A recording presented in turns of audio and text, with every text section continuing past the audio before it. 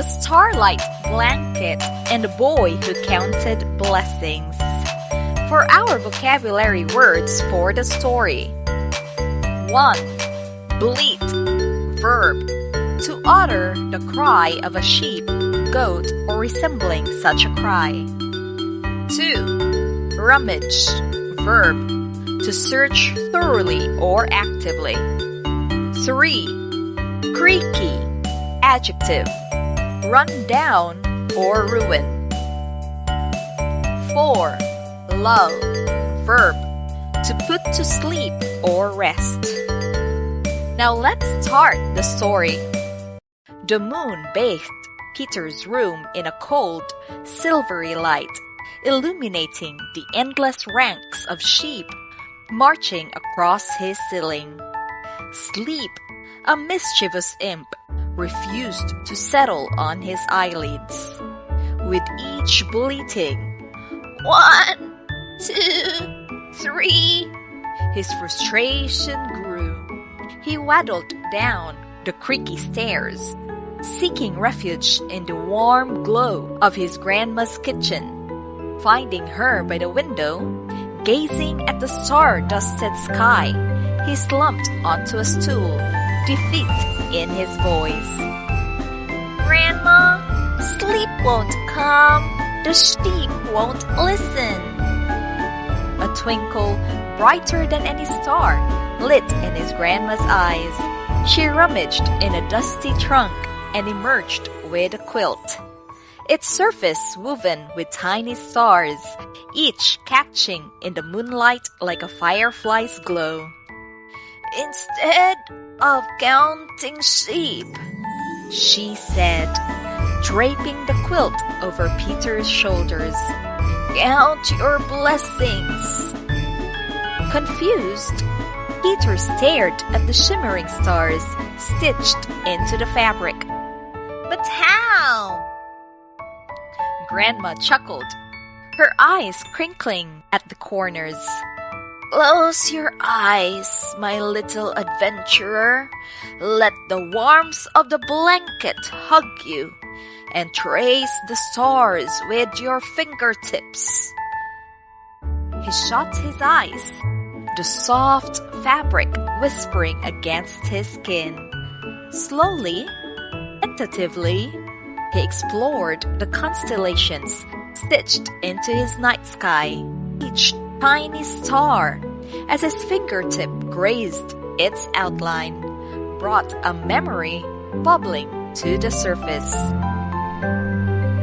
1, he thought, for the warmth of your hugs, Grandma.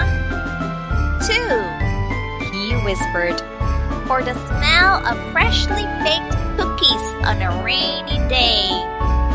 3, he murmured, for the silly songs sung before bedtime.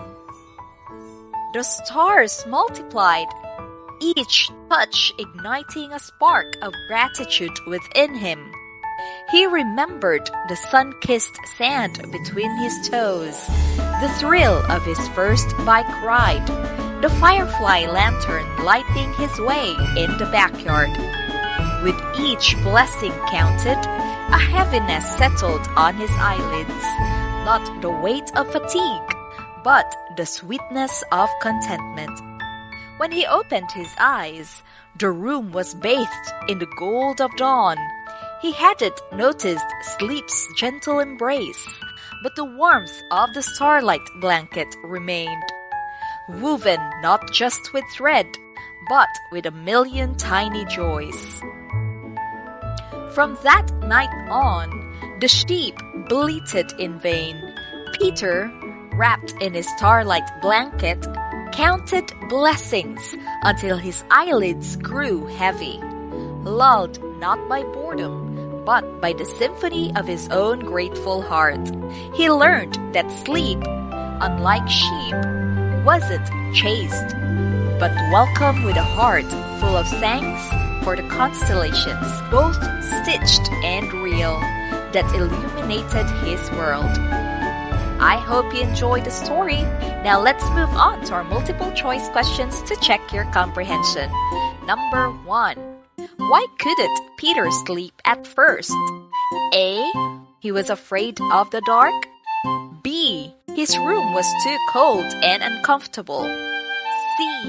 He was counting sheep, but it wasn't helping him fall asleep. D. He missed his grandmother and she wasn't home.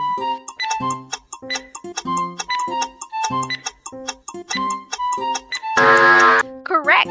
Letter C. He was counting sheep, but it wasn't helping him fall asleep. Number 2. What did Peter's grandmother give him to help him sleep? A. A glass of warm milk and a bedtime story. B. A special bedtime song that she used to sing to him. C. A magical quilt covered in stars that told stories. D. A cup of herbal tea and a quiet conversation.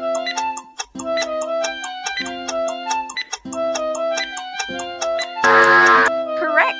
Letter C. A magical quilt covered in stars that told stories. Number 3.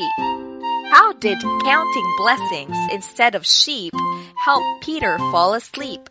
A. It made him tired from remembering so many things. B. It made him happy and content, making it easier to relax. C. It distracted him from thinking about sleep, which helped him fall asleep faster. D. It helped him practice counting, which made him sleepy.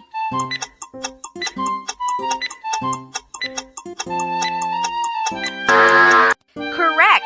Letter B. It made him happy and content, making it easier to relax. I hope you learned something from the story. See you next time. Goodbye!